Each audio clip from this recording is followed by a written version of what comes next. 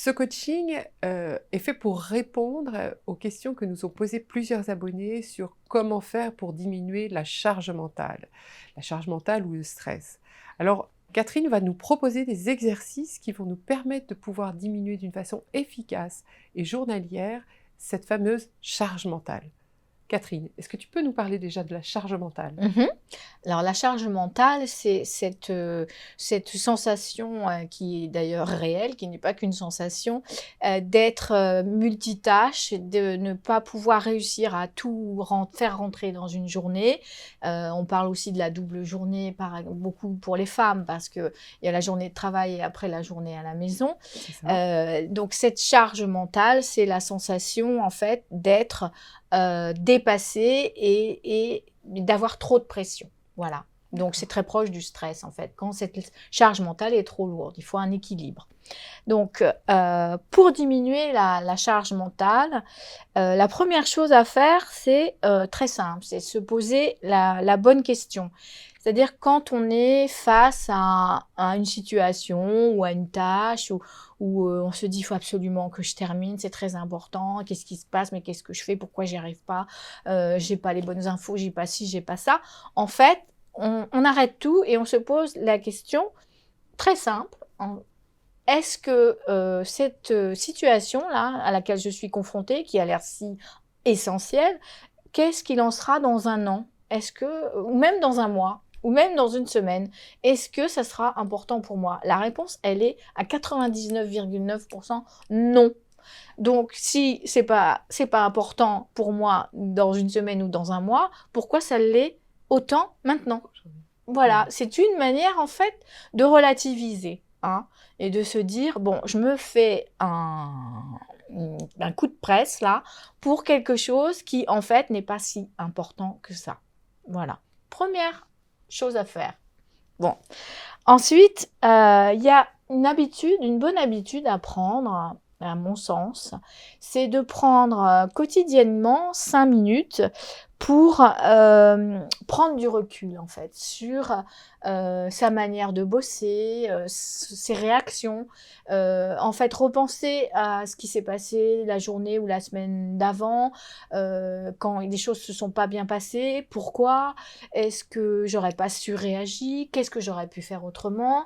En fait, c'est une manière aussi de se réapproprier sa manière d'être, de mieux se connaître et de mieux connaître ses points forts et ses points faibles.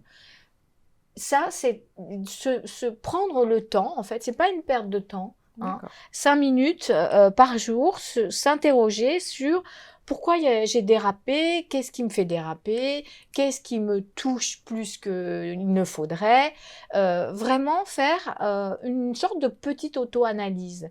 Et ça permet aussi là de diminuer sa charge mentale, parce que ça permet de peser aussi ce qui est important et ce qui l'est moins. D'accord. Savoir prendre du recul, en fait. Oui, tout à fait. D'accord.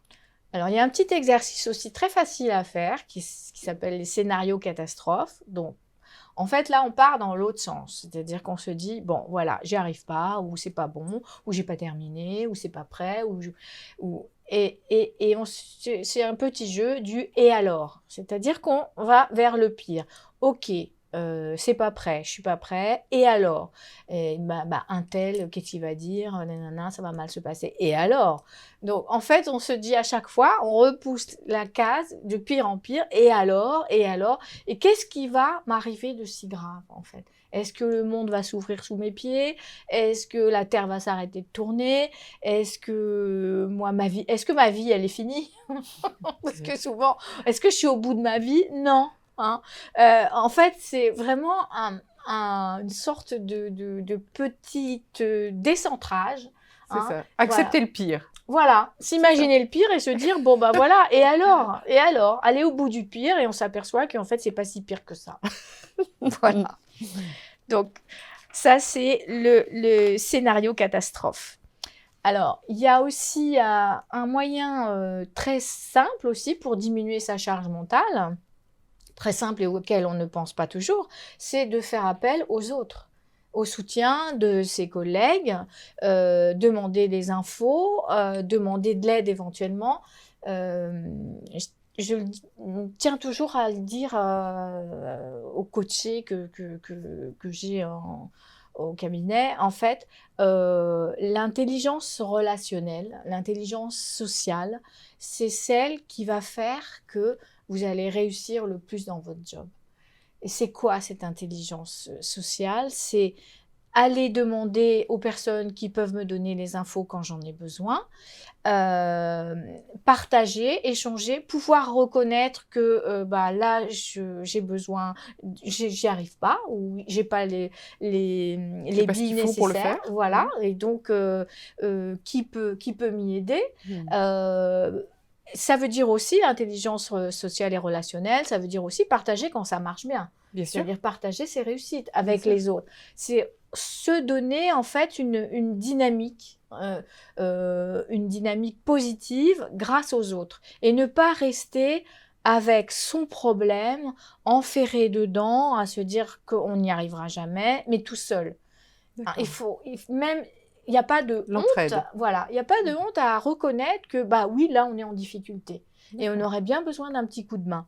Et d'accord. ça, c'est important. Et ça, pour baisser la charge mentale, c'est Mmh. vraiment une chose efficace. Et puis je crois que tu nous en avais déjà parlé, mais je pense qu'il y a un point aussi important, c'est de savoir, clarifier en fait ses priorités, dans sa journée. Oui, Je pense que ça fait partie des points qui permettent aussi, de faire baisser cette charge mentale. Tu peux mhm. peut-être nous en parler? Oui, oui, c'est-à-dire que en fait, on a des priorités professionnelles, certes, hein, on y est confronté dans sa journée de travail, hein, mais on a d'autres priorités dans la vie. On a d'autres valeurs, d'autres priorités.